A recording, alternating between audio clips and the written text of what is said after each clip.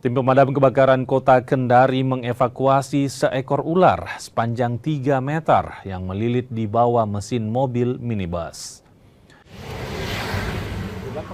Evakuasi ular sepanjang 3 meter ini dilakukan petugas damkar di bawah mesin mobil minibus milik warga di Kelurahan Wundudopi, Kecamatan Baruga, Kota Kendari. Untuk mempermudah proses evakuasi, tim damkar membawa kendaraan ke tempat pencucian mobil. Petugas baru bisa mengevakuasi ular setelah berjuang sekitar 1 jam. Itu ternyata dia masuk ke kap mobil, dia masuk ke, iya, di bawah mobil, sasis mobil. Ya cukup besar itu, kurang lebih 3 meter juga itu. Artinya selama ini juga baru kita ketemukan ular seperti itu. Ada ular besar sebesar itu masuk di bawah mobil.